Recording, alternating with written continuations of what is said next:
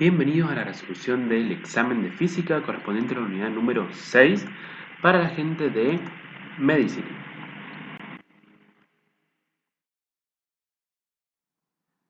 Bien, en los casos que se muestran en la figura, el objeto se suelta desde el reposo en la parte superior y no sufre fricción ni resistencia del aire. ¿En cuál situación, si es posible, la masa tendrá la mayor rapidez en la parte inferior, el mayor trabajo efectuado sobre ella en el tiempo que tarda en llegar a la parte inferior? Bien, tenemos varios casos, ¿sí? Tenemos acá un caso en el cual se suelta y cae prácticamente derecho, ¿sí? Una altura h, la masa m. Otro caso en el cual la masa m cae una altura h a través de una pendiente. Y otro caso en el cual una masa 2m cae también una altura h a través de una pendiente, ¿sí? Esos son los tres casos y nos pregunta, ¿cuál tendrá mayor rapidez en la parte inferior? ¿Y cuál de ellos tendrá el mayor trabajo efectuado sobre ella en el tiempo que tarda en llegar a esa parte inferior? ¿Sí? Dice, la A, o sea, 1A, 2B, 1A, 2C, 1C, 2C, después A y A, etc. O ninguna respuesta anterior es correcta, que en este caso es la que es. ¿Por qué? Bien, vamos a analizar un poquito lo que sería la ecuación de conservación de energía, porque acá no hay ni fricción ni resistencia del aire. Por lo tanto, hay conservación de energía. Atención que todos caen a la misma altura h, si bien estos lo hacen de costadito o puede ser en diagonal. Recordamos que cuando hay conservación de energía, no me importa el camino recorrido, sino que me importa el punto inicial y el punto final. El punto inicial está a esta altura y el punto final está acá abajo. ¿Sí? Todos tienen la misma altura inicial, todos tienen la misma altura final, en lo que a energía potencial se refiere. Y energía cinética es lo que se relaciona con la mayor rapidez en la parte inferior. Ahora, si nosotros hacemos conservación de energía, podemos decir que la energía total o mecánica en la parte superior es igual a energía total o mecánica en la parte inferior. Entonces vamos a llamarla así, energía mecánica en la parte inferior o 2, final, es igual a energía mecánica en la parte superior, que sería la 1, digamos, la inicial. Ahora, en vez de energía mecánica, vamos a dividirlo en energía cinética y potencial, así podemos verlo un poco mejor, porque de ellas nosotros conocemos las ecuaciones y sabemos un poco más cómo se trabajan. Entonces, la energía cinética más potencial en la parte superior tiene que ser exactamente igual a la energía cinética más la energía potencial en la parte, perdón, esta es la parte inferior, esta es la parte superior.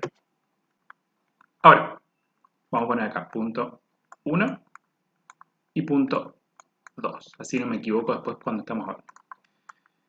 Bien, ahora, en la parte superior, ¿hay algunas dos energías que podamos eliminar? O sea, que sea cero. La energía potencial no, porque tiene una altura relativa, así que en el punto 1 tenemos energía potencial, sí, sí o sí. Pero lo que no hay es cinética, porque nos dice muy claramente que se suelta desde el reposo en todos los casos. Se suelta del reposo, la velocidad inicial es cero, y si la velocidad es cero, la energía cinética es cero. O sea que este término se hace cero y lo podemos tachar o simplemente lo borramos. Al mismo tiempo, en la parte inferior, en todos los casos, la altura se va a hacer cero porque llegamos al piso. Y si la altura vale cero, su energía potencial relativa también vale cero.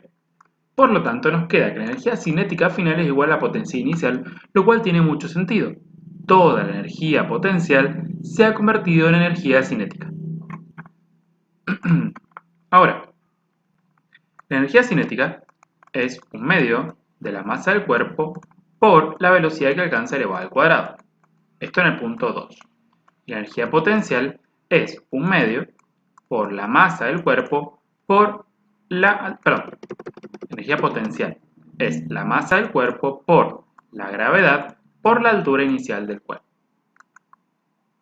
Perfecto. Ahora, si nosotros tomamos el cuerpo 1, 2 y 3, bueno, los casos 1, 2 y 3, en el caso 1 y 2 no hay ninguna variante porque la masa es m. En el caso 3, la masa es 2m, entonces tenemos que acá agregar un 2 por m. Sin embargo, vean un detalle, y es que, como solamente tenemos un término de este lado y un término de este lado, esa masa, no importa si es m o es 2m, yo la puedo pasar dividiendo. Y si la paso dividiendo, lo que termina sucediendo es que se simplifica. M dividido M es 1. 2M dividido 2M es 1. Y por lo tanto, ninguna de las tres situaciones depende de la masa. Y fíjense que en las tres situaciones, la velocidad 2 se puede calcular como este 2 que pasa multiplicando por G por H, y después eso pasa como raíz cuadrada. Entonces, no importa si la masa es 2M o es M, no importa si estamos en diagonal o derechito, ¿sí? Como solo nos importa el punto inicial y el punto final, bien yo pude haber hecho este recorrido. Y aún así, la velocidad 2 va a depender solamente de la altura inicial. Por lo tanto, alguno de los tres va a tener más velocidad final, más rapidez, en realidad, porque la velocidad también dependería en cierta manera de la velocidad de la dirección y el sentido. Esta sería vertical y esto sería en diagonal. Pero fuera de eso, después acá abajo sería horizontal en realidad también. Cuando llega abajo, toda esa energía cinética se convierte en velocidad hacia la izquierda. Punto. Pero bueno, no estamos hablando de velocidad, estamos hablando de rapidez, solo el módulo. Y en los dos casos, esa rapidez, en los tres casos, va a ser la misma, ¿sí? O sea que ninguno de estos tres va a tener mayor rapidez que el resto, ¿sí? Entonces, como todas las rapideces finales son iguales, yo no puedo decir que es mayor en A o en C o en B o en ninguno, y por lo tanto, ninguna respuesta anterior es correcta. Ahora, si tuviéramos que analizar, ¿en cuál de ellos el trabajo efectuado sobre la masa, ¿sí?, es más grande? Bueno, el trabajo sí ya vendría siendo otro tema. ¿Por qué? Porque ese trabajo lo podemos ver o como una variación de energía potencial, ¿sí? Acá llevo un negativo porque el peso iba en contra del trabajo. Pero bueno, vamos a hablar de módulos nomás. O lo podemos tomar como una variación de energía cinética. No importa si lo veo como una variación de energía cinética o como una variación de energía potencial, ¿por qué? Porque en este caso, justamente como hay conservación de energía, esta variación y esta variación son iguales.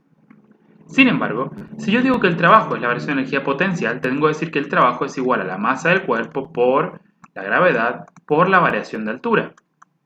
Y si yo digo que el trabajo es la variación de energía cinética, tengo que decir que es un medio de la masa por la velocidad, la velocidad final al cuadrado menos la velocidad inicial al cuadrado. Entonces sería la altura final menos la altura inicial. Como no están elevados al cuadrado entre sí, los puedo poner así, no hay problema. Acá sí los pongo elevados al cuadrado entre paréntesis. Entonces, ¿qué sucede cuando yo quiero calcular el trabajo? Que acá no se simplifica la masa. El trabajo depende de la masa. Entonces, como la variación de altura, acá es la misma que acá y es la misma que acá. Como la variación de velocidad, acá es la misma, o sea, en el caso A, B y C son iguales, ¿sí? Este un medio y esta gravedad son iguales en todos los casos. El trabajo sí va a depender de la masa. Aquel caso que tenga mayor masa va a ser más grande el trabajo, ya sea que lo vea así o que lo vea así. El doble de masa, el doble de trabajo. El triple de masa, el triple de trabajo. Entonces, de los tres casos, el que tiene mayor masa va a ser el que mayor trabajo efectuado tenga asociado. Entonces, ahí sí tendría que decir que es el C. Sin embargo, ¿sí?, como ninguno de los tres tiene mayor velocidad que el resto, ninguna respuesta es correcta, ¿sí? Ya lo teníamos resuelto. Pero quería que vieran bien el tema del trabajo. Dos botes remolcados tiran de un buque tanque averiado. Dos botes remolcadores tiran de un buque tanque averiado. Cada uno ejerce una fuerza constante de 1,8 por 10 a la 6 newtons. Uno 14 grados al oeste del norte y otro 14 grados al este del norte, tirando del buque tanque 0,35 kilómetros al norte. ¿Qué trabajo total efectúan sobre el buque tanque? Trabajo total o trabajo neto sería lo mismo. Entonces, nosotros tenemos, vamos a poner esto más abajito, imagínense que por acá en este punto inicial está el buque tanque, ¿sí?, y lo están remolcando. Un remolcador está tirando 14 grados al oeste del norte, ¿sí? Recuerden que acá está el norte, acá está el oeste y acá está el este. Y el otro está remolcando al 14 grados al este del norte, o sea que para allá también tenemos 14 grados. 14 acá, 14 acá. Bien. Me da la fuerza constante que hace cada uno de los buques. O sea que esta fuerza vale esto, esta fuerza también vale esto. Y me dice la distancia que lo recorre hacia el norte. ¿Sí? Como a mí me interesa el trabajo total, puedo hacer una cosa o la otra. Una cosa que puedo hacer es calcular la fuerza neta. Es decir, esta y esta tienen una componente en X y una componente en Y. Las componentes en X, si el trabajo es vertical, a mí las componentes en X no me interesan, me interesan las componentes en Y, como ya sabemos para el tema del trabajo. ¿Sí? Entonces, si yo descompongo esto y descompongo esto aprovechándome del angulito y directamente calculo la fuerza resultante en el eje Y, esa fuerza resultante multiplicada por la distancia me va a dar el trabajo. Y ya está, no hay problema. Y va a ser un trabajo positivo porque esa fuerza va en la dirección del desplazamiento. Listo. La otra opción que tengo es calcular el trabajo de esta fuerza por esta distancia, por un lado, por el coseno del ángulo, por supuesto. Después calculo esta fuerza por esta distancia, por el coseno de este ángulo, calculando así el trabajo que hace una fuerza, el trabajo que hace la otra, y al final lo sumo. El resultado va a ser exactamente el mismo, ¿sí? Yo voy a ir por el segundo método por el simple hecho de que es más sencillo hacerlo como directo, y encima, como las dos fuerzas son iguales, si yo calculo el trabajo que realiza esta fuerza y lo multiplico por 2, puedo encontrar el trabajo de esta y voy a tener el trabajo total. Y listo, va a ser mucho más sencillo, ya que son fuerzas iguales con ángulos iguales. Entonces, el trabajo que realiza una de estas fuerzas, vamos a llamarle trabajo de una de las fuerzas, sería fuerza por desplazamiento o distancia, ya que en este caso estamos calculando para arriba nomás, por el coseno del ángulo entre ellos, 14 grados. Entonces, el trabajo realizado por la fuerza va a ser estos newtons multiplicado por esto, pero ojo, porque el trabajo me lo está pidiendo en joules, ya sé que puede estar en kilojoule, megajoule o en joule, como sea, pero para que me dé en joules, los newtons los tengo que multiplicar por metros, no por kilómetros. Entonces, ojo al piojo ahí. 1 kilómetro son 1000 metros. 0,75 kilómetros son 750 metros. Y esa va a ser la distancia que yo voy a utilizar acá.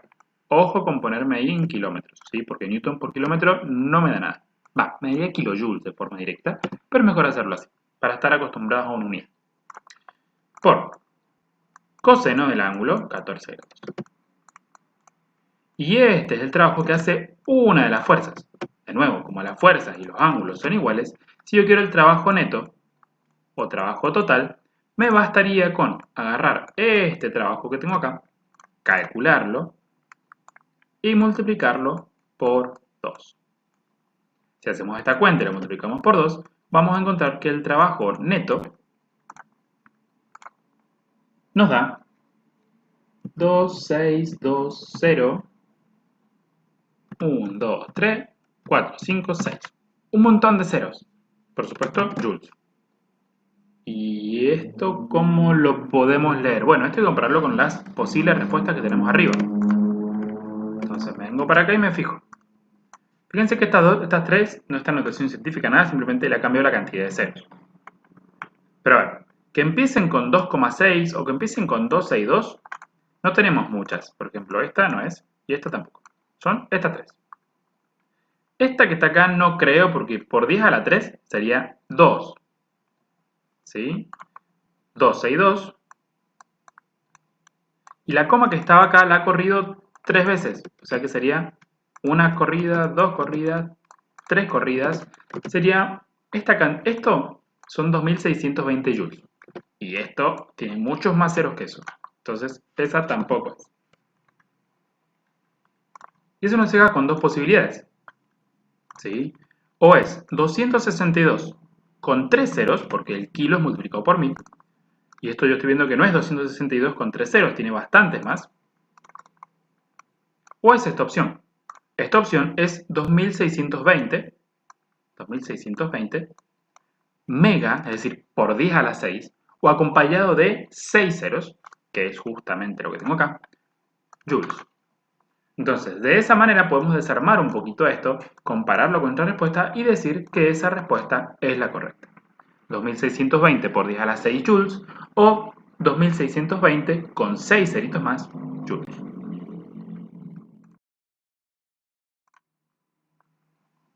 Un cuerpo A tiene mayor capacidad calorífica que otro cuerpo B. Recuerden que la capacidad calorífica era una cantidad de calor dividido una variación de temperatura. No es lo mismo capacidad calorífica que capacidad calorífica específica o calor específico, en la cual acá teníamos también una masa. ¿Sí? Una pequeña diferencia. Bien, entonces el cuerpo A tiene mayor capacidad calorífica que otro cuerpo B. Para el mismo incremento de temperatura, se puede afirmar que el calor absorbido por A es. Bien. Veamos. Vamos a suponer que esto, nosotros queremos saber qué pasa con el calor absorbido y en cierta manera, entre comillas, conocemos algo sobre las capacidades caloríficas y sabemos que el incremento de temperatura en ambos es igual. Entonces, como que nuestra incógnita, entre comillas, viene a ser el calor absorbido de A respecto de B. Así que de esta ecuación hay que despejar el calor, para lo cual esto pasa multiplicando y tenemos ya el calor totalmente despejado. Así que vamos a escribirlo de vuelta. Vamos a decir directamente que el calor es igual a capacidad calorífica multiplicado por delta T. Ahora, esto, tenemos un cuerpo A y un cuerpo B. Tenemos, por ejemplo, para el A y para el B. El A tiene una capacidad calorífica y el B tiene otra capacidad calorífica, pero delta T dice que son exactamente iguales. Entonces, ahora sí veamos. Dice, bueno, antes de esto vamos a analizar lo que está pasando. Dice que A tiene mayor capacidad calorífica. Entonces, si esto es igual que esto, pero esta capacidad es más grande que esta capacidad, este producto o esta multiplicación va a ser más grande que este de acá y por lo tanto el calor A va a ser más grande que el calor B. Entonces, solo para guiarme voy a hacer una flechita de que este es más grande que este y que este es más grande que el otro. Por supuesto los delta T son iguales. Ahora, entonces, el calor absorbido por A es mayor que el absorbido por B, y eso vimos que tiene todo el sentido del mundo. Menor que el absorbido por B, no. Depende de la masa de B, acá podemos ver que no. O sea, viendo las ecuaciones ya vemos que no. Depende de la temperatura inicial de A, no, porque nos dice que el incremento de temperatura en ambos es la misma y la ecuación depende del incremento de temperatura, así que tampoco. Y después dice que son iguales, tampoco porque son capacidades caloríficas distintas. Entonces, dado los datos que conocemos, dado la ecuación que conocemos, dado el análisis que hicimos previamente, la única opción que tiene sentido vendría siendo esta.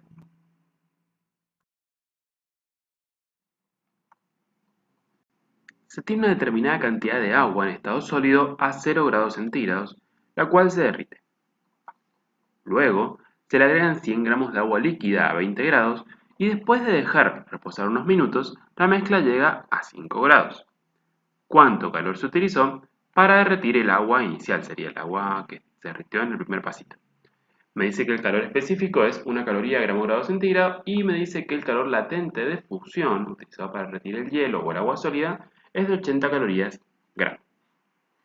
Bien, para calcular cuánto calor se utilizó para derretir el agua que está en estado sólido acá al principio, yo simplemente tendría que utilizar la formulita de calor latente, que sería la masa de ese agua sólida o hielo se derritió multiplicado por el calor latente de fusión.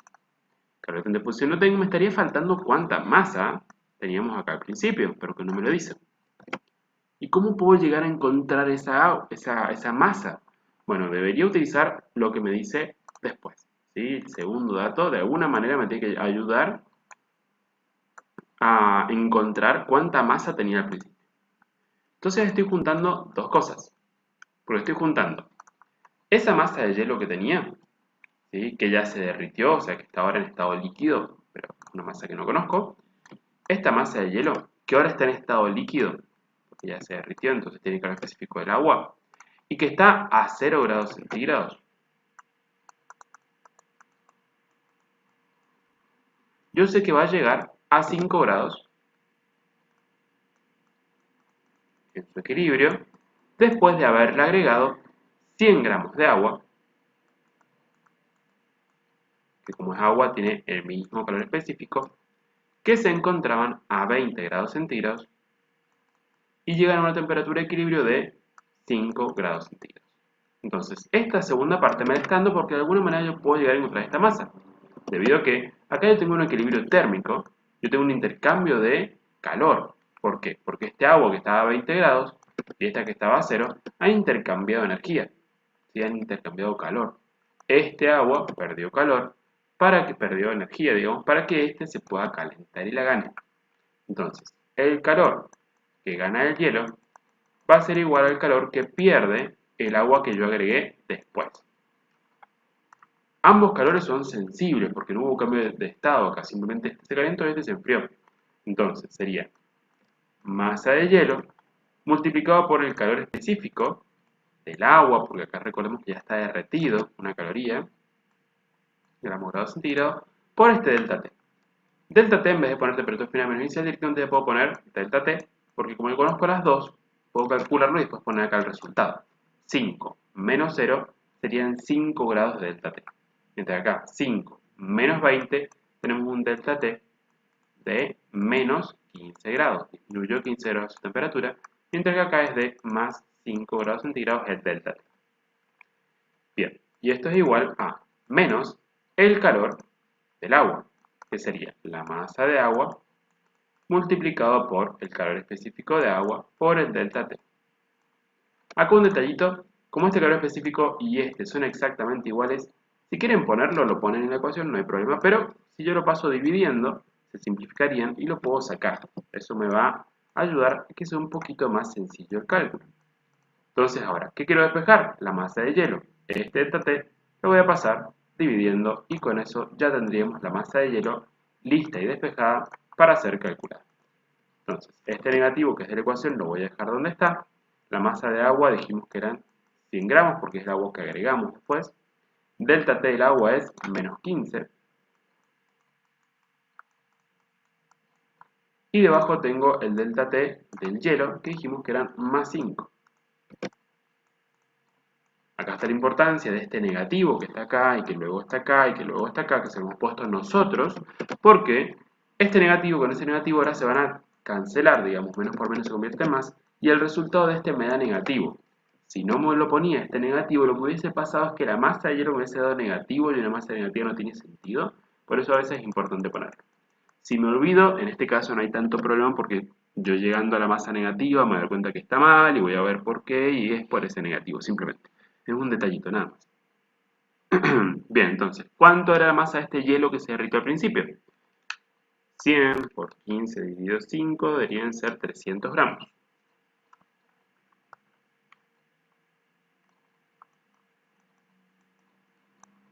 Perfecto. Y ahora que conozco la masa de hielo, lo único que tengo que hacer es calcular lo que me estaría faltando acá. Y es decir, bueno, ¿cuánto resultó para derretir ese hielo? Son 300 gramos multiplicado por ese calor latente que son 80 calorías gramo y me da un total de 24.000 calorías. ¿Eso sería todo? No, porque el resultado está en joules, así que tengo que pasarlo a joules. Acá a continuación, o me lo puedo llevar aparte si quiero para no complicármela ahí.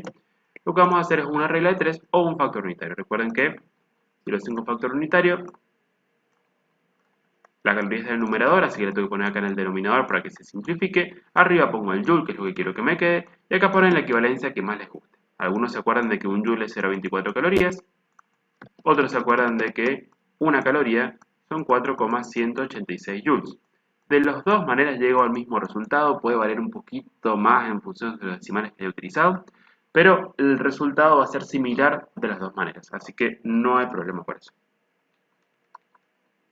Hago el calculito y me va a dar más o menos 100.464 joules, que ahora tengo que ver si ese resultado está presente. Bien, estos dos yo los descartaría sin mirarlos mucho porque veo que 1,2 por 10 a la mucho o 1200, no, porque el segundo numerito es un 0, no es un 2, así que ya los descarto de entrada. Ahora, para que sea 1000 kilojoules, ¿sí? Esto me debería quedar algo así. con 3 ceros más, y no es lo que tengo acá, está bastante más grandecito, así que también este resultado está mal.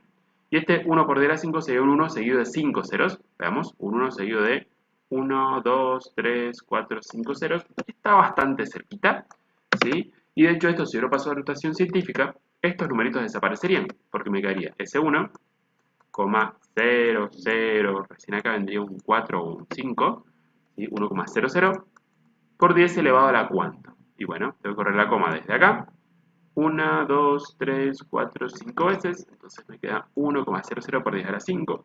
Y por lo tanto, ese resultado es totalmente correcto. Bien, si en un recipiente con 500 gramos de agua a 10 grados centígrados, dentro de sumerge una barra de cobre de 50 gramos de 30 milímetros de longitud a 80 grados. ¿Cuál es la longitud final de la barra? Me dice el calor específico del cobre es este, y me dice el calor específico del agua es este, dándome el coeficiente de hidratación del cobre que tenemos aquí. Bien, inicialmente veamos qué es lo que tenemos al principio y qué es lo que nos pide, etc.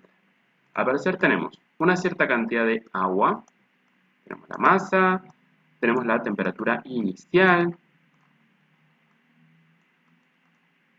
tenemos el calor específico también del agua, que en realidad lo deberíamos conocer, pero bueno, siempre está bueno tenerlo.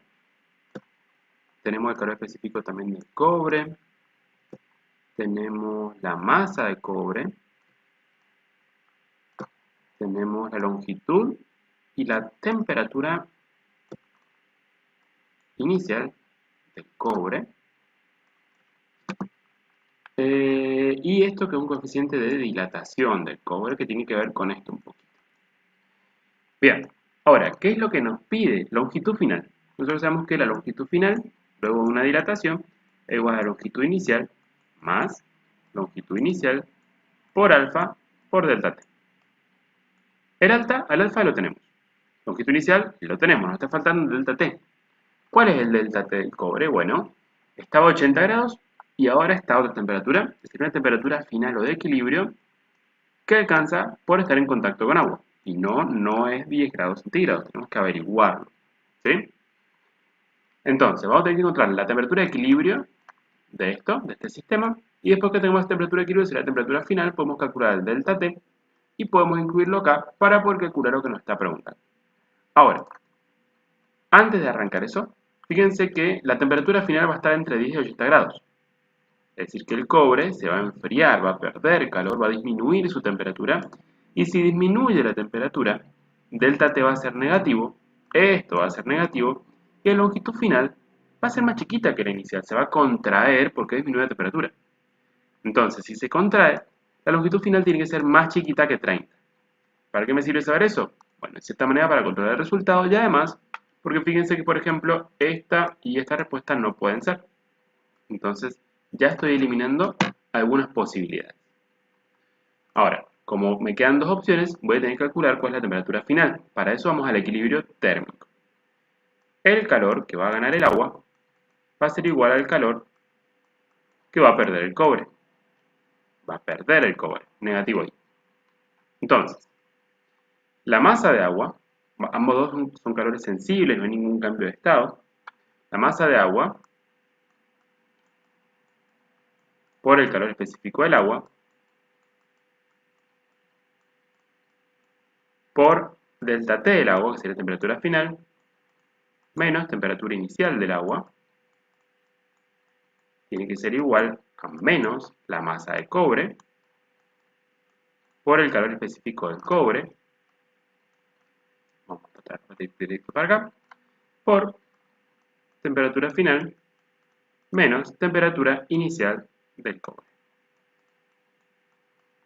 Bien, tenemos todos los datos, podemos ver que todas las unidades son homogéneas, ¿sí? Es decir, todos los calores están en calorías, los calores específicos están en calorías, gramos, grados centígrados, todas las temperaturas están en grados centígrados, las masas están en gramos. Cuando ya veo que las unidades son homogéneas, lo que puedo hacer acá es sacarme de encima las unidades y trabajar solamente en numeritos para que sea un poquito más sencillo. Vamos a hacer eso para manejar solamente la matemática y hacer más fácil el despeje, más limpio. 500 por 1, 500. 500. Y ahora tengo que distribuir el 500 que tengo acá, lo vamos a distribuir acá adentro. 500 por TF son 500 temperatura final. Más por menos, menos. 500 por 10, 5000. Vamos del otro lado. Vamos a calcular cuánto vale esto. 50 por 0,093, 4,65 negativo. Menos 4,65 por TF va a ser menos 4,65 TF. Y ahora, menos por menos se hace más. Ojo con ese signo porque después me cambia todo. ¿Sí? Menos 4,65 multiplicado por menos 80 va a ser positivo 372. Ahora, todas las TF, todas las incógnitas las junto a un lado, los termino sin incógnitas del otro lado, entonces me queda este 500, lo voy a dejar donde está. Este lo voy a pasar para el lado izquierdo, lo paso sumando. Y esto es igual a, este queda exactamente donde está, y este va a pasar para el lado derecho sumando. Entonces me queda 504,65 multiplicado por TF, y esto es igual a 5372. Último pasito, esto que está multiplicando lo pasamos dividiendo, y encontramos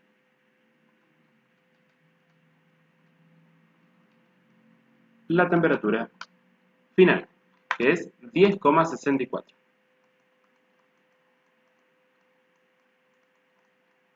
Ahora sí, podemos calcular el delta T del cobre, que sería 10,64 menos la temperatura inicial del cobre, que eran los 80. Un total de menos 73,35 grados centígrados.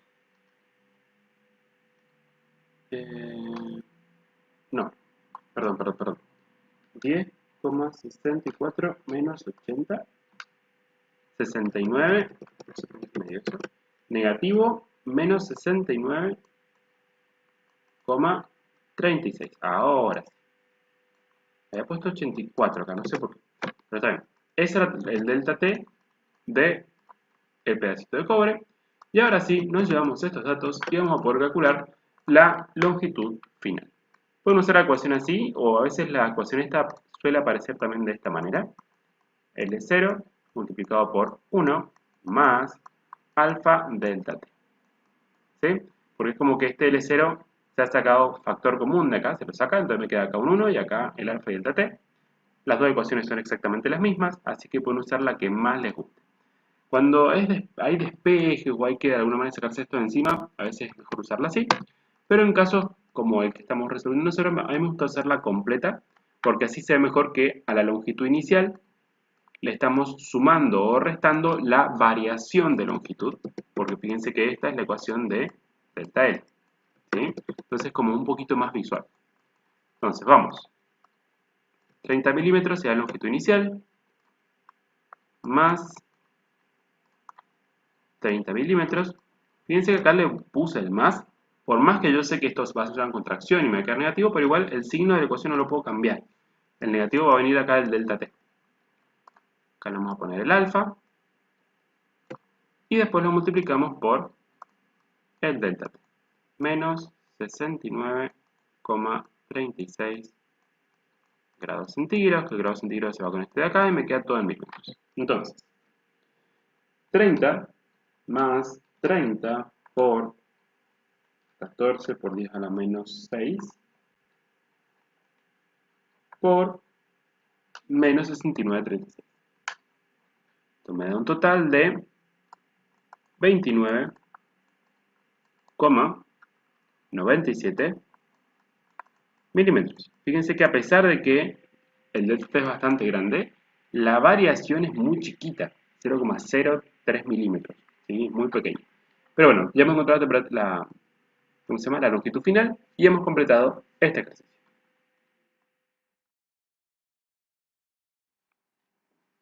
La gráfica P versus B de la figura muestra una serie de procesos termodinámicos. En el proceso AB se le agregan 150 joules de calor al sistema y en el BD se agregan 600 joules de calor. Eso no está puesto en el gráfico, pero tenemos que tenerlo en cuenta para cualquier cálculo que nosotros hagamos. Calcule el cambio de energía interna en el proceso ABD. Entonces, un proceso que va desde A hasta B y después de B hasta D. Serían estas dos flechitas lo que tenemos que analizar. Todo esto está además para distraernos. Así que ojo con eso. Entonces, proceso que pasa de A a B, de B a D. Vamos de a poquito. Vamos primero con este pedacito de acá. Cuando vamos de A a B, ¿sí? Fíjense lo que está pasando en el gráfico. Presión versus volumen. Si yo voy de A a B, el volumen está acá, siempre es el mismo. Entonces no hay variación de volumen.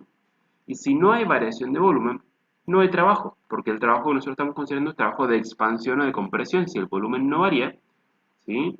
Si el delta B en este pedacito es 0, el trabajo también va a ser 0.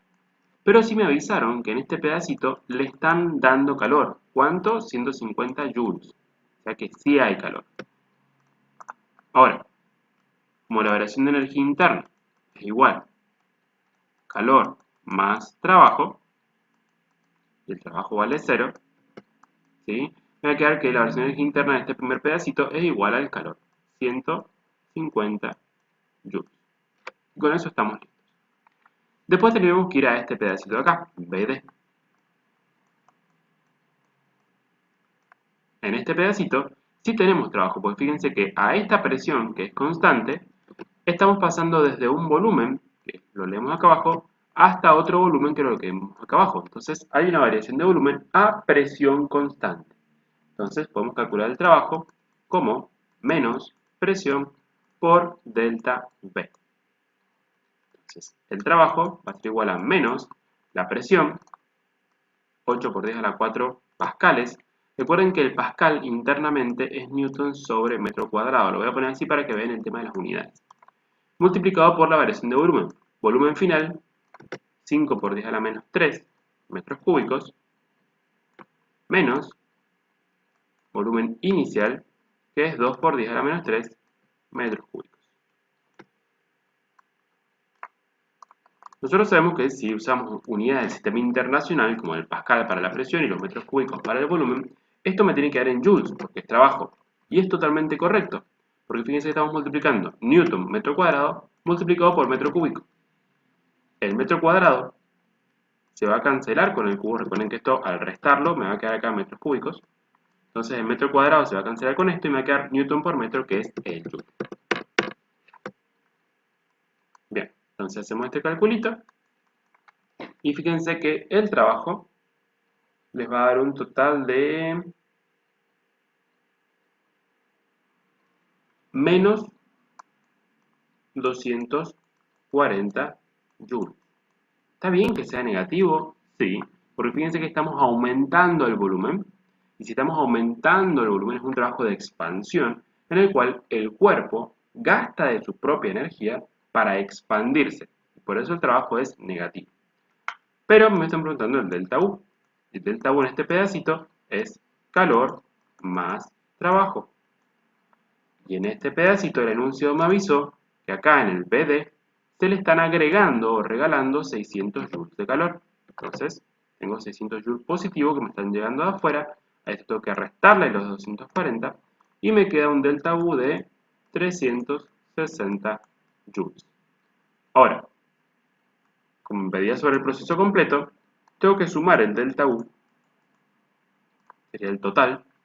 Tengo que sumar el primer delta U que obtuvimos más el segundo delta U que obtuvimos. Y así vamos a obtener la variación de energía interna total durante todo este proceso, dándonos alrededor de 510 joules. Y ahí hemos encontrado el resultado del problema. Un gramo de agua, que equivale a un centímetro cúbico, recuerden que la densidad del agua es un gramo centímetro cúbico, se convierte en 1671 centímetros cúbicos de vapor cuando se hierve a presión constante de una atmósfera, y acá me dice cuántos son en pascales, y después me dice que el calor de vaporización a esta presión es 540 calorías gramos, que es el calor de vaporización del agua, eso está perfecto. Me pide que calcule el trabajo efectuado por el agua al vaporizarse y su aumento de energía interna. Bien, acá en este ejercicio yo veo ya en este instante que pasamos de 1 centímetro cúbico a 1600, 1700, entonces hay una expansión. La expansión requiere que el trabajo sea negativo porque se hace un trabajo de expansión a costas de la energía interna del cuerpo. Entonces el trabajo tiene que ser negativo. La única opción que me dice que el trabajo es negativo es la C, así que es la respuesta correcta y ya está, no hace falta hacer ningún cálculo en este ejercicio. La marcamos y nos vamos. ¿Sí? Ahora, ¿cómo lo haríamos? Bueno, la presión está en pascales, lo cual está genial. ¿Sí? Y sabemos que el trabajo es igual a menos P por delta B. ¿Sí? Entonces, la presión está en pascales, que es del sistema internacional, así que genial porque no tenemos que convertirla a nada. Pero el volumen está en centímetros cúbicos, así que tengo que pasarlo a metros cúbicos. ¿Qué vamos a hacer? Vamos a convertir el volumen inicial y el volumen final, los dos a metros cúbicos. No es más fácil si hacemos el delta B, volumen final menos volumen inicial, ¿sí? Sería 1671 menos 1, 1670 me queda. Y ya que tengo el delta B calculado en esta unidad,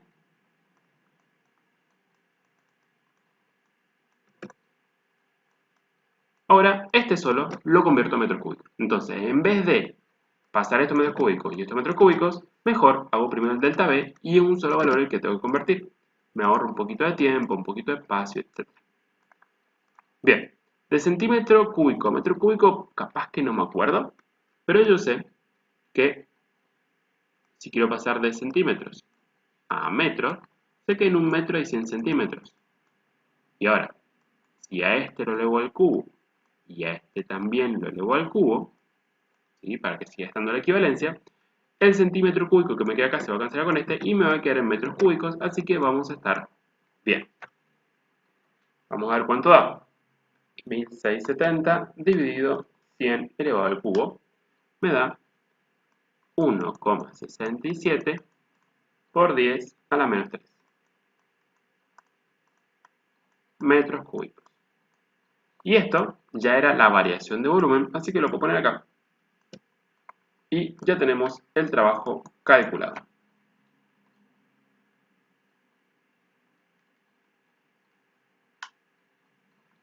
Nos da un trabajo negativo, por supuesto,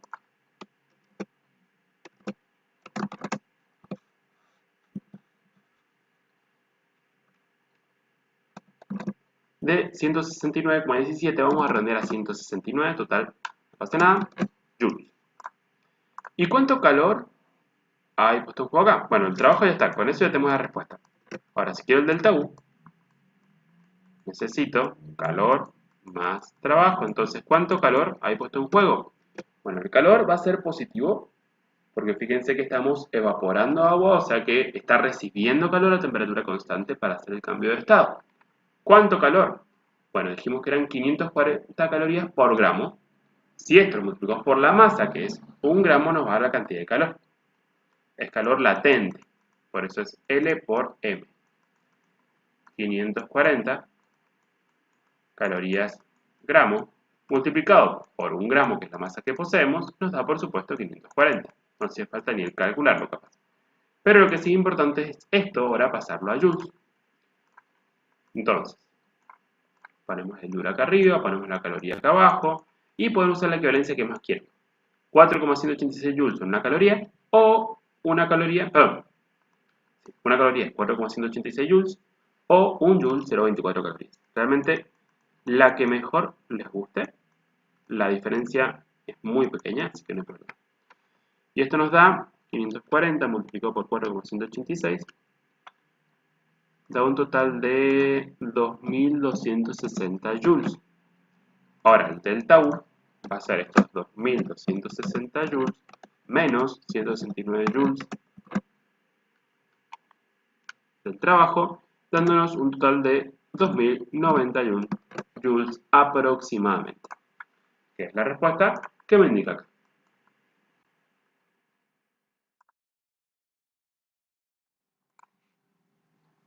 Un golfista golpea una pelota que pesa 46 gramos y logra que la misma alcance una velocidad de 220 km por hora antes de impactar contra un banco de arena y se detenga completamente. Encontrar el trabajo que tuvo que realizar el golfista. Bien, nosotros pensamos en la pelota. Arrancó por acá, por ejemplo, puede haber hecho un movimiento, subir, bajar y llegar hasta acá. ¿Sí? Pensemos en que no nos menciona nada sobre el tema de rozamiento, así que vamos a ignorar el rozamiento del aire. Y vamos a pensar que el trabajo que hizo el golfista es para darle energía a la pelota para llegar de acá hasta acá con cierta velocidad. Veamos, la altura inicial y la altura final cuando llega al banco de arena serían las dos iguales. Podemos considerar altura 0 y altura 0, ¿sí? Pero la altura acá y acá son exactamente las mismas. Sin embargo, lo que ha cambiado bastante es el tema de la velocidad, porque acá cuando la pelota le fue a pegar estaba quieta, y sin embargo cuando llegó acá al final es 220 km por hora. Entonces, ha habido un aumento considerable de energía cinética. Lo que habría que hacer de todas maneras, primero que nada, es estas dos cositas antes de empezar a hacer cualquier cálculo, si las vamos a utilizar, pasar las unidades correctas. Por ejemplo, estos son 46 gramos, me gustaría tenerlo en kilogramos, y esto me gustaría tenerlo en metros sobre segundo. ¿Sí? Entonces, vamos a hacerle un pequeño cambiecito y después volvemos para el dibujo y la situación. Bien, a esto vamos a pasarlo a metros sobre segundos, para el kilómetro eliminarlo, vamos a poner el kilómetro acá abajo y vamos a decir que un kilómetro son 1000 metros. Y para eliminar la hora que está en el denominador, ¿sí? Recuerden que esto se vería algo así. Para eliminar la hora que está acá abajo, tengo que ponerla después arriba en otro factor unitario, ¿sí? También pueden hacerlo con regla de 3. Y acá abajo los segundos. Una hora son 3600 segundos. Y si no me acuerdo esta equivalencia, puedo pasar la hora a minutos y después los minutos a segundos sin problema. Al hacer esto, vamos a poder pasar la velocidad, que nos va a dar aproximadamente 61,1 metros sobre segundo. Entonces ya tenemos nuestra velocidad. Y la masa, podemos hacerlo factor unitario con regla de 3, pero fíjense que tal vez con regla de 3 es sencillo por un solo cambio. 1000 gramos son 1 kilogramo. 1000 gramos son 1 kilogramo. 46x nos va a dar un total de 0,046 kilogramos. Y ahora sí que tenemos unidades más o menos homogéneas, podemos ir a trabajar en nuestro problemita sin inconvenientes. Bien, acá hasta cierto punto hay conservación de energía porque no tenemos rozamiento, pero sí tenemos un trabajo que le estamos entregando acá a esta pelotita al inicio, le estamos haciendo un trabajo para que justamente aumente su energía cinética en cierta forma. Entonces, veamos cuál sería la ecuación de esta situación. Si hubiese conservación de energía y no hubiese ningún trabajo externo, esto sería que la energía cinética inicial más la energía potencial inicial debería ser igual a la energía cinética más la potencial final. Sin embargo, como acá le estamos agregando un trabajo que se lo estamos dando de forma positiva a la pelotita para que aumente su energía, tenemos un trabajo que está acompañando al estado inicial para que la energía final sea más grande. Mientras más grande sea el trabajo que yo le estoy regalando a esta pelotita, positivo, por eso lo he puesto positivo, mayor va a ser la energía final. Ahora, ¿teníamos energía cinética inicial? No, porque esto estaba quieto, entonces la velocidad inicial es 0 y la energía cinética inicial es 0. ¿Teníamos energía potencial inicial y final? No sabemos en realidad, porque nosotros vamos a suponer que estamos en el piso. Entonces, si estamos en el piso, la altura es 0, esto es 0 y esto es 0, punto. Pero también podríamos estar un poquito acá más arriba y terminar acá un poquito más arriba si este campo estuviera elevado. Si podríamos suponer que este campo está en una montaña. Sin embargo, como la altura inicial y la altura final son iguales, las energías potenciales inicial y final también son iguales. Entonces, si esto ustedes lo pasaran restando para acá, este y este estarían restándose, serían iguales y a fin de cuentas se cancelarían. Por lo tanto, como todo se ha cancelado, podríamos decir que este trabajo que le entregó el golfista es igual a la energía cinética final, lo cual tiene sentido, no teníamos energía y de repente me apareció una energía cinética. ¿Por qué? Porque le dimos un trabajo.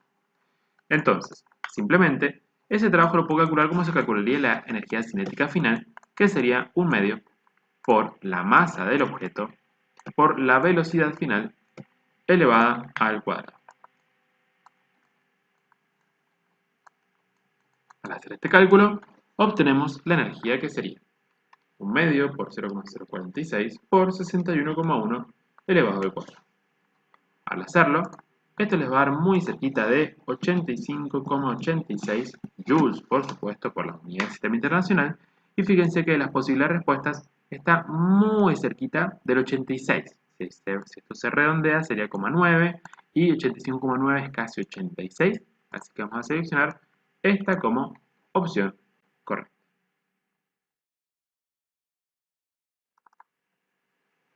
Indicar cuál de las siguientes afirmaciones es incorrecta. Primero dice, los cambios de fase ocurren a temperatura constante. Excelente, eso es totalmente cierto, es calor latente, así que es muy bien. 0 grados equivalen aproximadamente a 233 grados Kelvin, lo cual es totalmente correcto, así que tampoco va a ser la incorrecta. La unidad de flujo o corriente de calor, H, es watt, igual a joule por segundo. Acá hay algo raro. ¿Por qué? Porque si bien la unidad de flujo podría llegar a ser el watt para el sistema internacional, lo cual está perfecto, recuerden que estamos hablando de una unidad que es como de potencia, es cantidad de energía dividido tiempo. ¿Sí?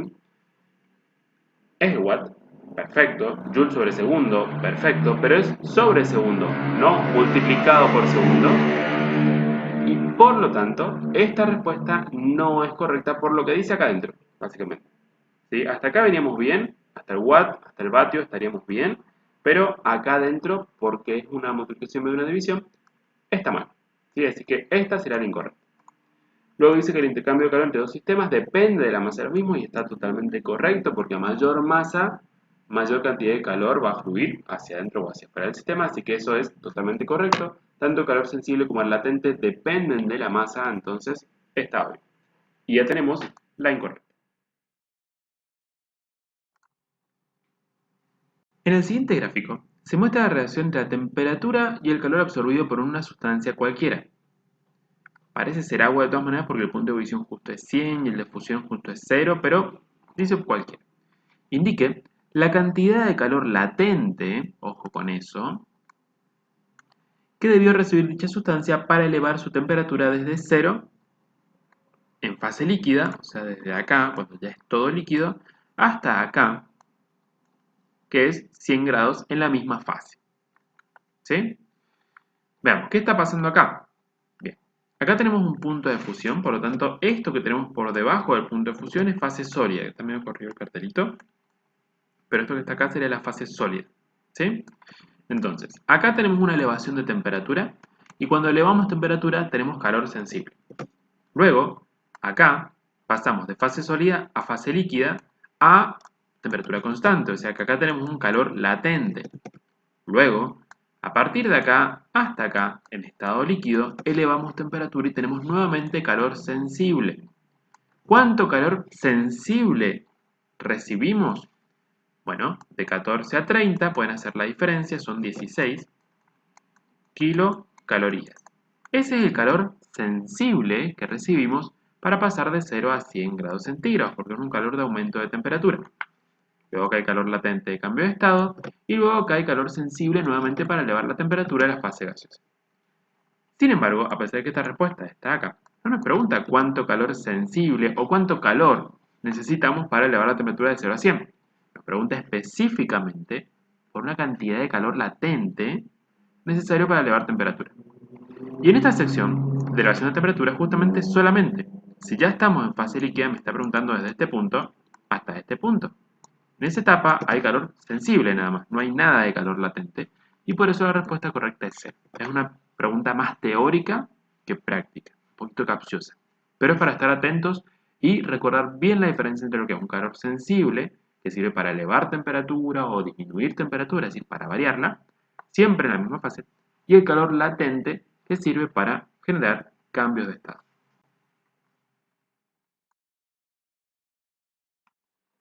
Bien, dice que se someten 12 moles de un gas, cuya capacidad calorífica es Cp 29,09 Joule mol Kelvin. Fíjense que es capacidad calorífica a presión constante y está en moles, ¿sí?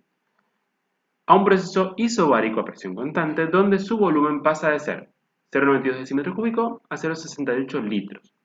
Un temita, el decímetro cúbico y el litro son iguales. Un litro es un decímetro cúbico, así como un decímetro cúbico es un litro.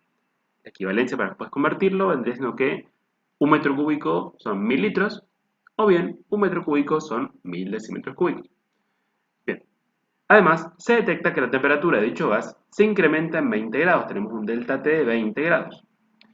Se conoce la variación de energía interna y esta es igual a 7469 joules. Calcular la presión a la que se encuentra el gas. Bien, entonces, nosotros sabemos por primer principio que delta U es calor más trabajo. Al mismo tiempo, como tenemos el calor específico molar, tenemos los moles, el delta T lo podemos calcular el calor. Y en el trabajo se encuentra justamente la presión, que es nuestra incógnita, así que por acá vendría estando nuestra incógnita. Es lo que tenemos que tratar de buscar, despejar, así que lo vamos a abrir. Y el delta U lo conocemos, es un numerito. Entonces, si nosotros planteamos nuestra ecuación, el calor es igual al número de moles por el calor específico molar, por el delta T, y el trabajo es menos presión por delta de volumen. Entonces, si nosotros vamos buscando ahora estas incógnitas, las podemos encontrar. ¿Los moles lo tenemos? Sí. ¿CP lo tenemos? Sí. ¿Delta T lo tenemos? Sí. 20 grados centígrados. Y como es un delta T, ponerlo en grados centígrados o ponerlo en grados Kelvin, como está esto, da igual. Así que podemos tratarlo como 20 grados centígrados o como 20 grados Kelvin. No hay problema porque es un delta T. Nosotros sabemos que las variaciones de temperatura en Kelvin o en centígrados son iguales. Varía sí si estuviera en Fahrenheit, pero por suerte no está. La presión es lo que vamos a despejar y la variación de volumen la podemos calcular con estos dos valorcitos. Entonces, vamos a ello. Calculamos la variación de volumen. De vuelta, el decímetro cúbico y el litro son lo mismo, así que hacemos volumen final, 0,68 litros, menos volumen inicial, 0,92 litros, y ya tenemos la variación de volumen. Ahora, para poder trabajar esto en sistema internacional, los litros no me sirven. Debo tener todo homogeneizado en sistema internacional, así que lo vamos a pasar a metros cúbicos. Un metro cúbico son 1000 litros. ¿Sí? Fíjense cómo calculamos el delta B por separadito. No hay que pasar este a metros cúbicos y este a metros cúbicos, sino el resultado a metros cúbicos y ya está. Entonces, si un metro cúbico son 1000 litros, 0,24 litros son menos 2,4 por 10 a la menos 4 metros cúbicos. Ahora, con todos los datos, ya me puedo venir acá. El delta U son 7469 joules, 12 moles, 29,09 joules mol Kelvin. El delta T son 20 grados centígrados o 20 grados Kelvin, menos presión, que es nuestra incógnita, la vamos a despejar, y acá la variación de volumen, que es negativo. Ahora, para comenzar este despeje, este lo vamos a dejar donde está. Esto si quieren lo pueden resolver, pero justamente es todo un término, fíjense que es positivo, así que pasa para el lado izquierdo restando. Y del lado derecho me queda simplemente esto. Que atentis porque menos por menos se hace más. De ahí eliminamos el signo negativo. Resolvemos esto.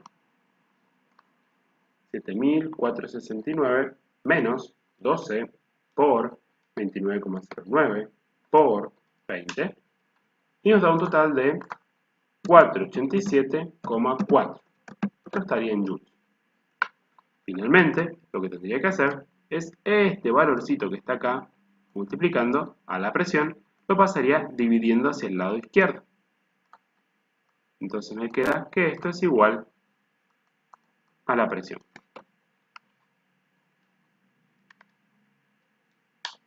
Hacemos el calculito y encontramos que la presión son 2.030.833. Por supuesto, como hemos homogeneizado y todo lo que estamos trabajando es en sistema internacional, tenemos la unidad internacional de presión, que es el pascal o newton sobre metro cuadrado. Ahora, esto vamos a tener que compararlo con nuestros posibles resultados. Está en pascales y más o menos está en kilopascales algunos. Fíjense que este en pascal es muy chiquitito, así que no. Este empieza con 3, este empieza con 4, así que por descarte es esta la opción correcta. Pero fíjense que es 2031, se ha cortado acá, digamos, por arriba de la coma 3 lugares, hasta acá. Pero eso es por 10 a la menos 3 o kilo pascal. Y ha redondeado en vez de 2030,83 ha puesto 2031, lo cual está perfecto. ¿Sí? Hemos llegado a la respuesta final. Indique de qué material está formada una barra que mide 20 centímetros a 77 grados Fahrenheit y que al calentarse hasta 117,5 grados Fahrenheit se expande 0,09 milímetros longitudinalmente. Tener en cuenta que estos son los coeficientes de dilatación para los distintos materiales y algo que acá faltó, estos serían los coeficientes lineales, o sea que son los alfa, y la unidad que mantiene acá es 1 dividido grados centígrados, es decir que están para grados centígrados las variaciones de temperatura. Bien, entonces nos ha mencionado que hay una expansión longitudinal, es decir, una expansión o una dilatación lineal. Recuerden que esa dilatación lineal delta L es igual a la longitud inicial por alfa por delta T. Delta T lo conocemos, sí, está en Fahrenheit, pero podemos convertirlo en centígrados y lo tenemos.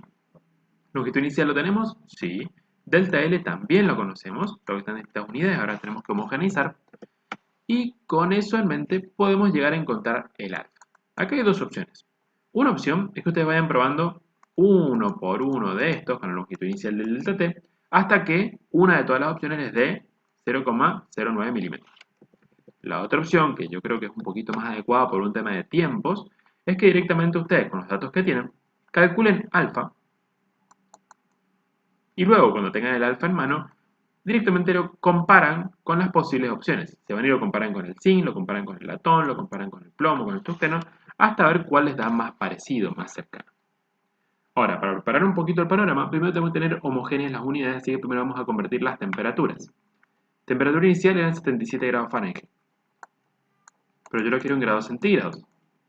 Para pasar los grados Fahrenheit a centígrados, lo que tengo que hacer es a 77 restarle 32, al resultado lo divido por 180 y al resultado lo multiplico por 100. Entonces, temperatura inicial me queda 25 grados centígrados. Temperatura final 117,5.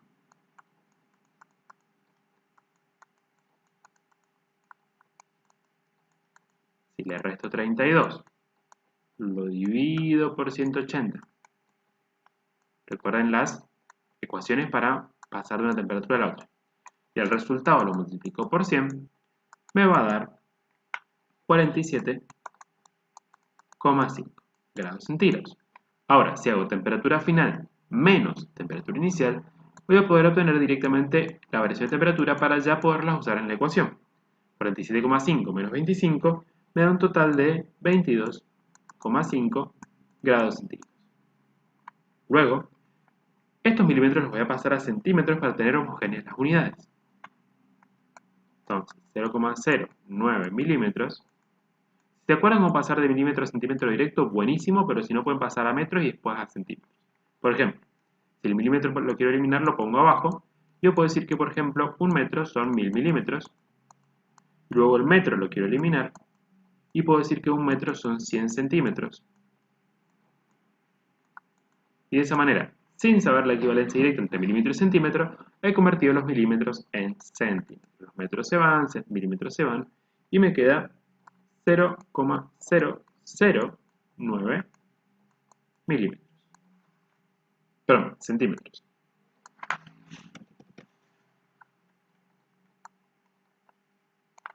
Ahora sí.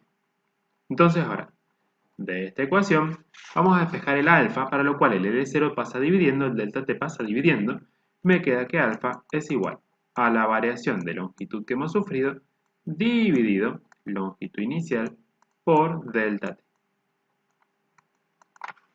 Y tenemos delta L, longitud inicial que eran 20 centímetros, acá tenemos.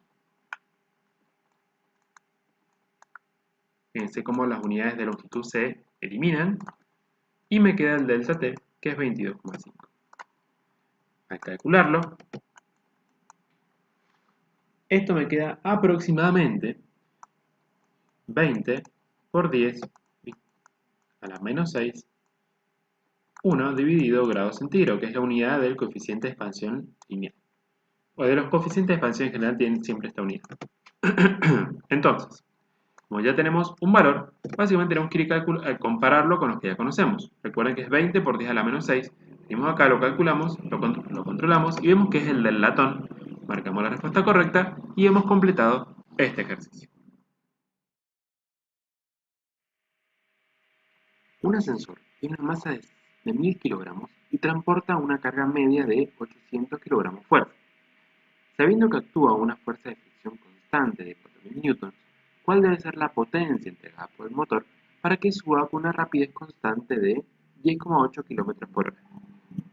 Bien, para poder saber la potencia entregada por el motor, deberíamos en cierta forma poder saber qué fuerza tiene que hacer el motor. Recuerden que hay una formulita de potencia en la cual bien podemos hacer trabajo sobre tiempo o podemos hacer que potencia sea igual a una fuerza constante por velocidad media. Como tenemos la velocidad media o velocidad constante o rapidez constante en este caso, podríamos utilizar esta ecuación, pero tenemos que saber qué fuerza tiene que hacer el motor. Para poder ver qué fuerza tiene que hacer el motor, deberíamos hacer acá una pequeñita sumatoria de fuerzas. Bien, dice, tenemos el ascensor, sabemos que su masa es de 1000 kilos, o sea que primero que nada acá tenemos un peso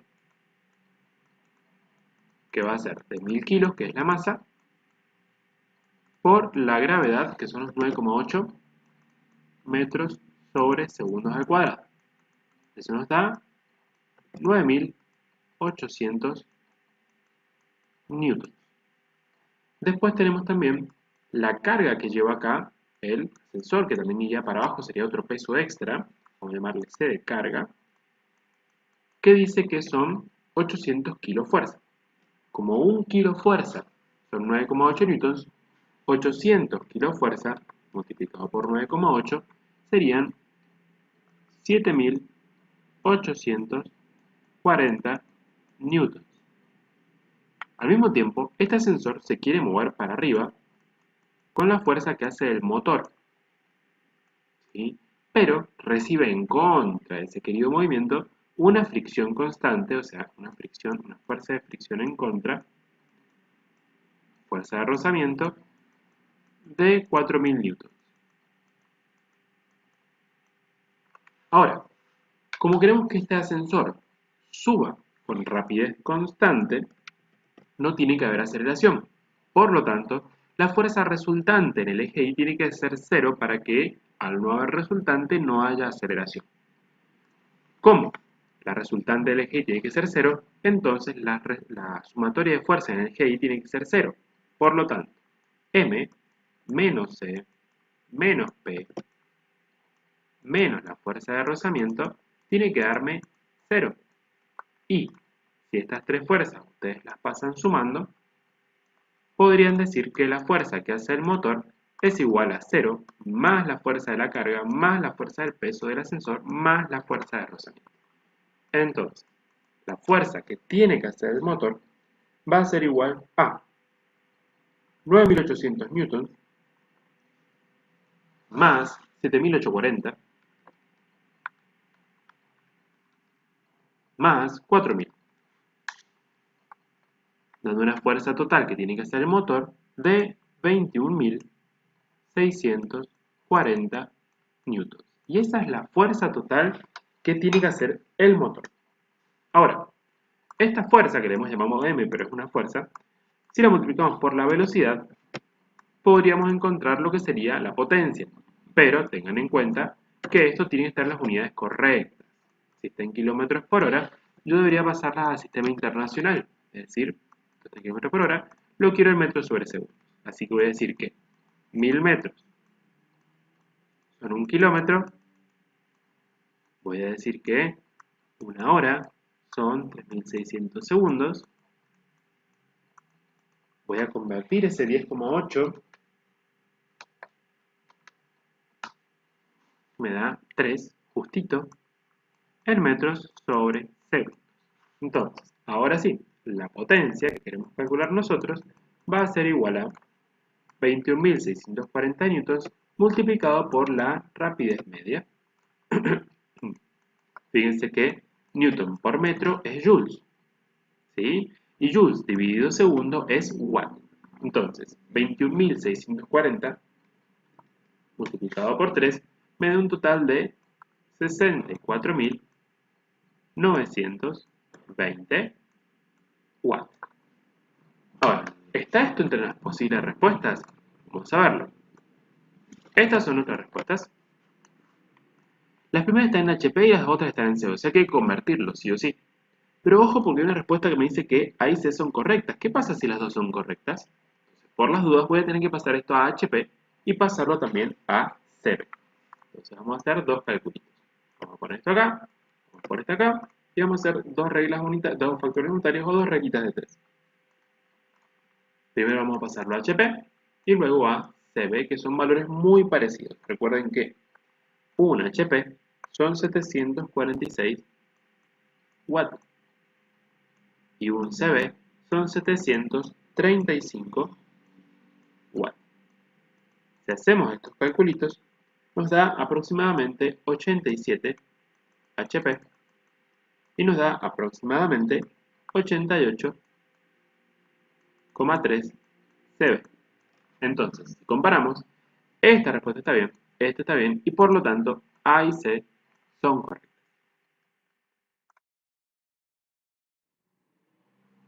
Bien, dice, se ponen en contacto 50 gramos de hielo a menos 20 con 300 gramos de agua a 10 grados centígrados. Se observa lo siguiente.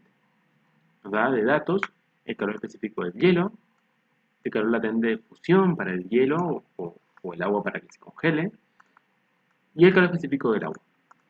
Dice que la temperatura de equilibrio final es 0 grados, ¿sí? Entonces, como que el hielo debería llegar a 0 grados, el agua debería llegar a 0 grados y deberían quedar en esa temperatura de equilibrio.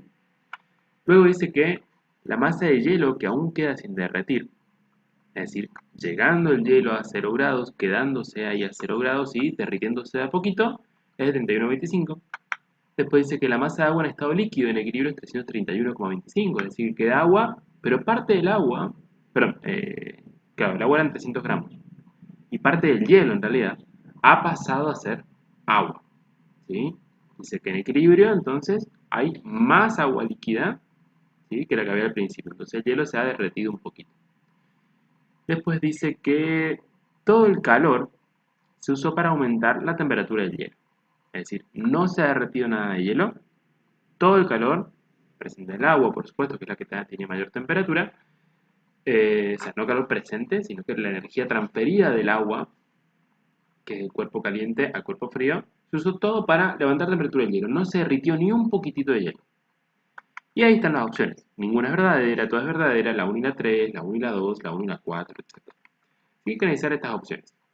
En este caso, es un caso medio como que no estamos seguros, ¿sí?, hasta dónde vamos a llegar, pero fíjense que hay algo que todos tienen en común en cierta forma, y es que en cierta forma todas llegan a ser verdad. O sea, esta tiene que ser verdadera necesariamente, porque si no las otras ninguna puede ser. O sea, si queda masa de hielo sin derretir, es porque hay agua líquida y hielo, y a la única temperatura a la cual pueden coexistir el agua y el hielo es a 0 grados. Si la masa de agua en estado líquido es esta, fíjense que el hielo había en 50 gramos. Si todo el hielo se hubiese derretido y hubiese empezado a aumentar su temperatura entre 0 y 10, habrían 350 gramos de agua líquida y estarían, no sé, 3 grados, 4 grados, 5 grados, 10 grados, no sé. Pero no habrían 350. Así que esta opción todavía está dejando en equilibrio una cierta cantidad de agua líquida y una cierta cantidad de hielo sólido. Entonces, para que el agua y el hielo estén en equilibrio, la única temperatura que pueden coexistir es a 0 grados. Y después me dice que todo el calor se usó para aumentar la temperatura del hielo.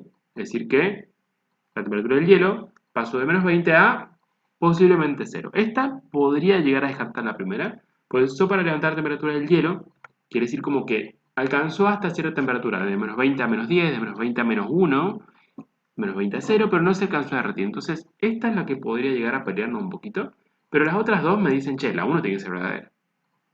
Entonces vamos a ver realmente cuánto calor hay. Si solamente calentamos el hielo y solamente enfriamos el agua hasta cero, vamos a la hipótesis inicial. Si llegamos realmente a cero, ¿cuánto calor necesitamos? Bueno, para eso vamos a hacer lo que hicimos en un ejercicio previo, y es dividir por ahí los datos que tenemos del hielo y que tenemos del agua. ¿Sí? Además, fíjense que acá tenemos otros datos bastante importantes, que los vamos a traer para acá abajo. ¿Qué son estos datos? Vamos a verlos. Tenemos el calor específico, este es del hielo, este calor específico es del agua, y este calor latente de fusión, esta temperatura era de acá. Este calor latente de fusión no lo vamos a usar para congelar agua, lo vamos a usar para derretir hielo, entonces lo vamos a dejar de este lado. Bien, si solamente yo quisiera enfriar esta agua de 10 a 0 grados, vamos a enfriar, y este lo iríamos a calentar. Si solamente hacemos eso, olvidémonos de que se derrite de momento. ¿Cuánto calor me dejaría el agua libre para que el hielo se caliente? Veamos. Si yo quisiera solamente enfriar esto, ese calor del agua sería la masa, 300 gramos, por, vamos a hacer una cosa muy importante, es calor que el agua va a perder porque se va a enfriar, entonces le vamos a poner un negativo. Entonces, como va a perderlo, le agregamos manualmente este negativo. Ya vamos a ver para qué nos va a servir. La masa del agua por el calor específico del agua, una caloría, gramo, grado centígrado, por la variación de temperatura. Temperatura final, supónganse que la queremos llevar de 10 a 0, que supongamos que la temperatura de equilibrio, porque es lo que la mayoría de las opciones me están diciendo. Vamos a llevarla hasta 0, a ver qué pasa. 0 menos 10 grados centígrados. Resolvemos esto y nos dice que el calor que me puede llegar a entregar el agua es menos 300 por 1 por menos 10. Me va a dar positivo 3000. Y ahí está el motivo por el cual le pusimos este negativo, ¿sí? Para encontrarnos con la cantidad de calor real que nosotros tenemos disponible para darle al hielo, ¿sí? Entonces este negativo se cancela con el negativo. Si no lo pongo no pasa nada, lo sumo me quedará negativo y me va a hacer acordar de que el agua está perdiendo calor. Nada más. Ahora, el hielo, si solamente quiere pasar de menos 20 a 0, ¿cuánto calor necesita? Veamos. ¿Cuánto calor necesita ese hielo para solo calentarse? La masa de hielo son 50 gramos, calor específico del hielo es 0,5 calorías, gramo grado centígrado, y después temperatura final sería 0, temperatura inicial sería menos 20 grados centígrados. 0 menos 20 sería 0 más 20, 20 positivo, ¿sí? Y al multiplicar 50 por 0,5 por 20, ¿cuánto obtenemos? Vamos a tener un calor del hielo. Va a ser 500 calorías. Entonces, fíjense que para enfriar el agua de 10 hasta 0 grados centígrados, me sobran, o sea, me está entregando el agua 3000 calorías. En cambio, para que el hielo pase de menos 20 a 0, que es la temperatura que nosotros suponemos que es el equilibrio, necesito solamente 500. O sea que de acá, de esta cantidad de energía, me está sobrando un montón. 300 menos 500, 2500 calorías me están sobrando todavía. Entonces, este agua puede calentar el hielo y puede más que eso. ¿Sí? Porque el agua ya está, entregó esta cantidad de calor para llegar a 0 grados. ¿Sí? Y ese calor sirvió para calentar el hielo. Y ahora me sobró 2500. Y como me están sobrando 2500, voy a ver cuánto hielo alcanzo a derretir con eso. ¿Sí? Ya sabemos que la 1 es verdadera porque al parecer me está llegando el agua a 0. Es muy raro que con este poquito de hielo empiece a congelar el agua. O sea, ya está, ya me pasó.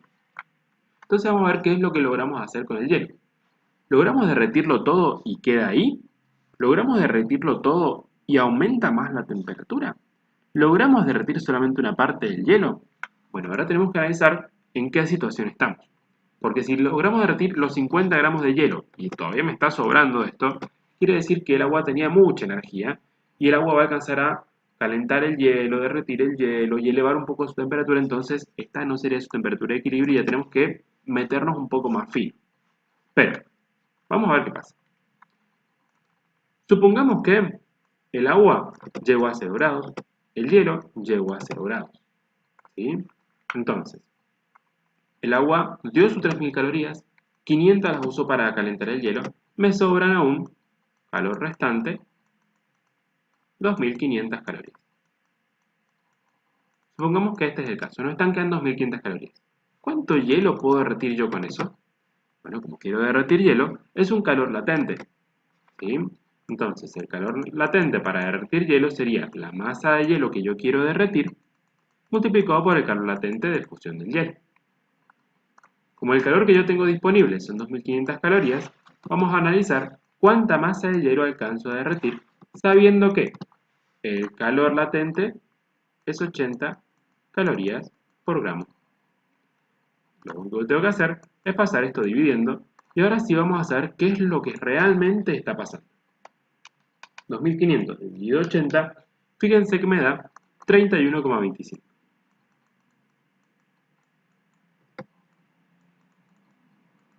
Esta masa sería la masa que genera cambio de estado, la masa de hielo que se derrite. Quiere decir que no se va a derretir todo el hielo y por lo tanto estábamos bien. ¿Por qué digo que estábamos bien? Porque el agua va a llegar a 0 grados, el hielo va a llegar a 0 grados y ahí se van a quedar. ¿Por qué? Porque el hielo se va a empezar a derretir a temperatura constante, 0 grados, pero no se va a derretir todo. De los 50 gramos solamente se derrite esto. Entonces me va a quedar hielo remanente, me va a quedar en equilibrio con el agua y por lo tanto todo va a quedar a 0 grados, que es la única temperatura a la cual el agua sólida, hielo y agua líquida pueden coexistir. Volvamos a las preguntas. Me decía que temperatura de equilibrio es 0. Perfectamente bien. Masa de hielo que aún queda sin derretir es 32,25. No, esa es la que se derrite. ¿Todo el calor se usó para aumentar la temperatura del hielo? No, también se usó para derretir un poco del hielo, 31,25. Y después me dice que la masa de agua en estado líquido es esta, lo cual tiene mucho sentido porque yo tenía 300 al principio y ahora que se derritieron 31,25 gramos de hielo, estos están en modo de agua. Entonces, como estos 31,25 están en estado líquido, están como agua líquida, si yo sumo 31,25 más 300, me da 331,25 y por lo tanto esta opción también es correcta y eso me deja con que 1 y 3 son correctos. Con eso estamos bien. Respecto a la temperatura y el calor, es correcto afirmar que no. ¿Son sinónimos? Bien, sabemos que no. El calor es una forma de energía que se transfiere entre cuerpos con diferente temperatura. Eso sabemos que está bien, pero siempre por las dudas si quieren pueden revisar un poquito más abajo. De todas maneras ya saben que esto está bien. ¿Por qué digo que revisar un poquito más abajo? Porque capaz que, no sé, alguno se quedó con una duda de, bueno, está bien, pero capaz que hay otra mejor. O capaz que más abajo hay una que me dice que B y C son correctas, por ejemplo. Entonces pues voy a chumbear. Esta ya me suena que está bien. ¿Sí? Entonces la dejo ahí en stand-by. Me dice que el calor y la temperatura son dos formas de energía de un cuerpo y no. Eso sabemos que la temperatura no es una forma de energía. Si bien la temperatura se asocia a la energía interna de un cuerpo y el calor es una forma de energía en transferencia, no son formas de energía en un cuerpo. La temperatura es una medida del calor que se suministra al cuerpo. Tampoco, es una medida en cierta manera de la energía interna y se asocia más a la energía cinética, pero no es una medida del calor que se suministra. La temperatura es una medida de calor que contiene un cuerpo. Tampoco. Sabemos que los cuerpos no contienen calor y sabemos que la temperatura no es una medida de dicho calor, así que, o sea, de dicha energía, así que, tanto. En todo caso, podemos decir que la temperatura es una medida de la energía interna que contiene un cuerpo o una representación de vuelta de esa energía interna asociada más a la energía cinética de las moléculas, pero lo que está diciendo acá no está correcto. Así que, nuevamente, el calor es una forma de energía que se transfiere entre cuerpos con diferente temperatura, o bien es una energía en tránsito, una energía que se transfiere. Y bueno, hemos llegado al final de esta presentación, así que muchísimas gracias por su atención y espero sinceramente que les haya servido, hayan comprendido cómo se hacen los ejercicios y por sobre todo haber visto distintos mecanismos de resolución, que es algo que siempre viene bien. Abrazo grande y hasta la próxima.